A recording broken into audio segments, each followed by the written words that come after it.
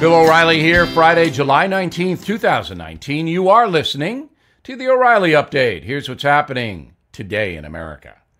President Trump continues to benefit from a growing stock market and strong economic news. According to a new Rasmussen poll, Mr. Trump currently enjoys a 50% approval rating, a 4-point jump since his controversial tweets targeting the 4 Democratic radical Congresswomen. That began earlier this week, as you may know. Now, the strong rhetoric urging Democrats to, quote, go back to their home countries prompted the progressives to demand President Trump be removed from office. Make no mistake, the radical wing of the Democratic Party is now setting the liberal agenda. Congresswomen Ocasio-Cortez, Tlaib, Omar, and Presley are demanding Speaker of the House Nancy Pelosi begin impeachment proceedings. But a vote in the House Thursday shot that down big time. 332 to 95 against proceeding with impeachment right now. That's because just 37% of Americans support impeachment proceedings against President Trump, while 59% oppose, including a clear majority of independents. That's a 13-point jump in opposition since August of 2018. This is not the first time the U.S. has been in this situation. Historically, impeachment has been very risky. In 1868, Andrew Johnson, who replaced the assassinated Abraham Lincoln, was impeached, Congress claiming he violated the Tenure of Office Act when he removed Secretary of War Edwin Stanton from office. But the real reason was massive corruption in the South during Reconstruction after the Civil War. Well, President Johnson survived by 1 vote in the Senate, 35 to 19, and finished his term. Bill Clinton, as you may know, began impeachment in October 1998. Congress said he lied under oath, committed perjury, obstructed justice because of his relationship with Monica Lewinsky. But Mr. Clinton sailed through. On the perjury count in the Senate, 45 yes, 55 no. By the way, when the president left office, President Clinton, his approval rating was 73%. Bottom line, Donald Trump will not be impeached. Coming up, the message of the day, the truth about income equality in America. Next. The housing market on fire all over the country with interest rates falling. It's a great time to sell your home. If you want to sell or buy, the competition is going to be fierce. You need a great real estate agent to help you. That's why my friend Glenn Beck started the service realestateagentsitrust.com as a way to make sure you get connected with agents who are successful, ambitious, like-minded, and eager to help you with your biggest investment. These are agents with a long track record of performance. There are no part-time or inexperienced agents in Beck's network. These are all professionals who have the tools and the talent to successfully take you through the process. Market value for your home cannot be done by a computer program or an equation. It takes years of expertise to evaluate your market and to price your home to sell quickly for top dollar. These agents are experts in your town, and they do business like you, with your values. So get moving today with realestateagentsitrust.com. That's realestateagentsitrust.com. Time now for the O'Reilly Update message of the day. The truth about equality in America. Bad parenting, not capitalism, is the main cause of income inequality in this country. The left, including liberal educators, media, and politicians, will never admit that, but it's absolutely true. We begin with education. If a young child is not exposed to learning by age 2, that innocent, helpless person is already at risk in a competitive society. If there are no books in the home, no awareness-building games, no fun dialogue with parents, the child may not develop a curiosity about life. And that, in America, is figurative death.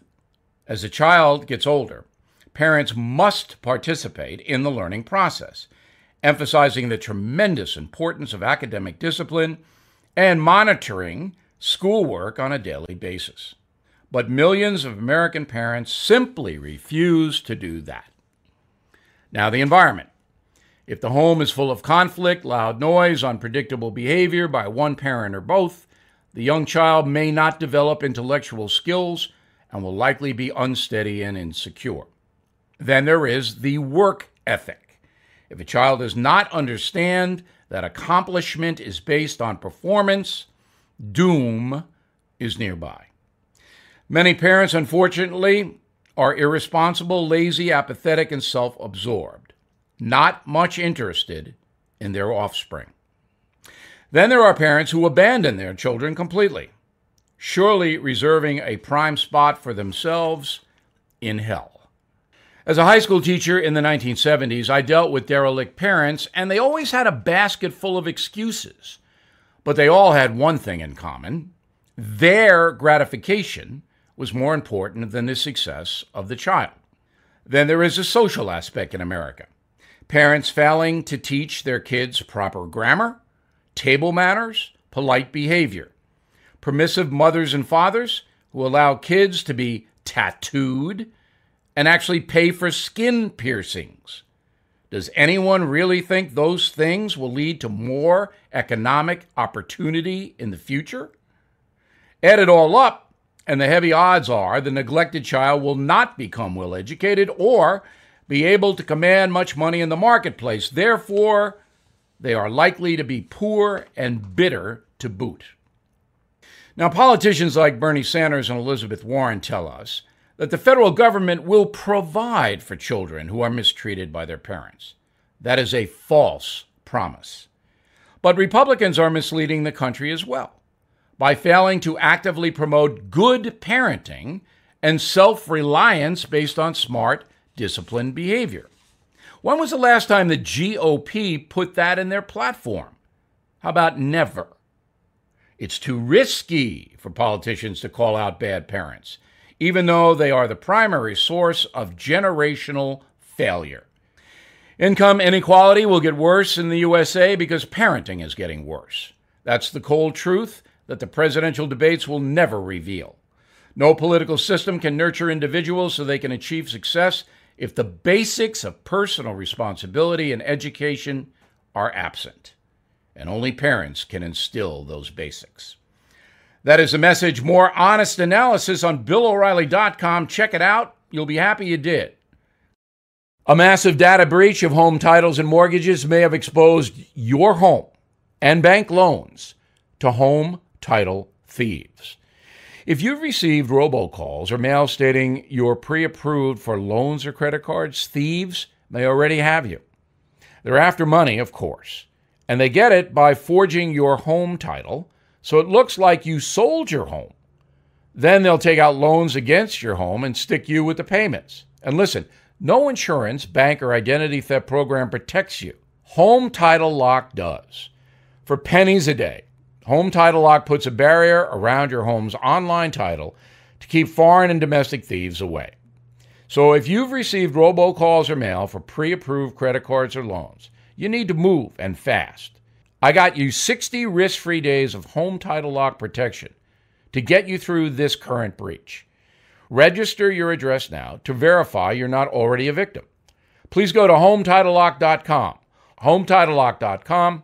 HomeTitleLock.com. And now the O'Reilly Update brings you something you might not know. Few industries are more iconic than Hollywood.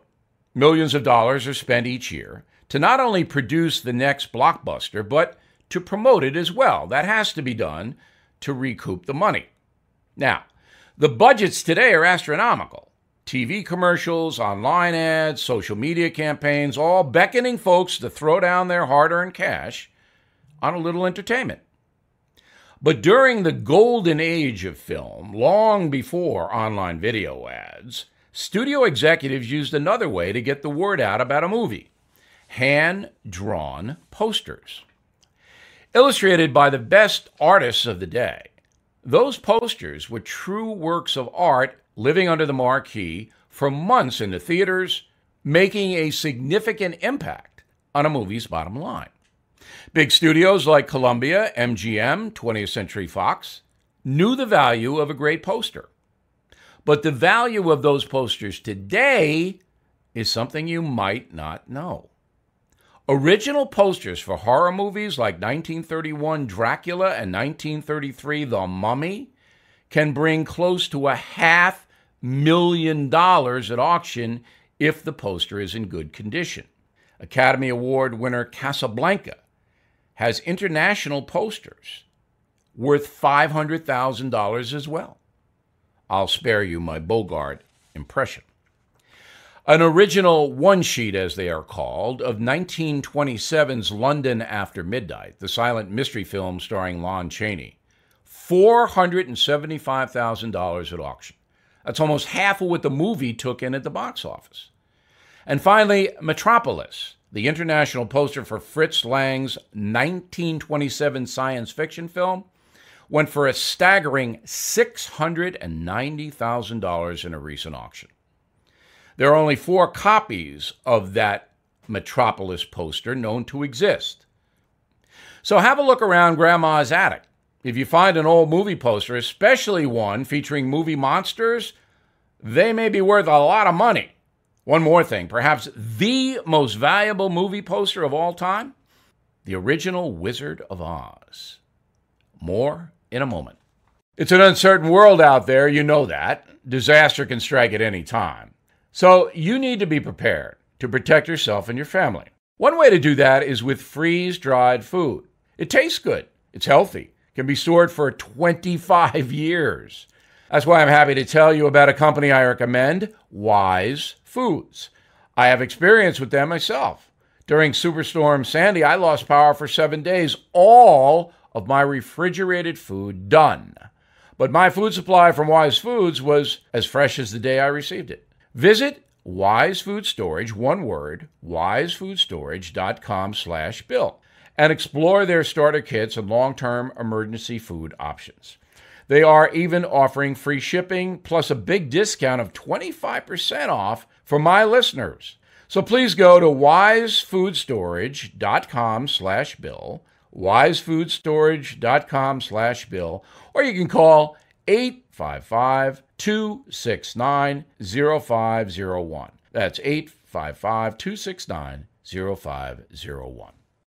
Thank you for listening to the O'Reilly Update. I am Bill O'Reilly. No spin, just facts, and always looking out for you.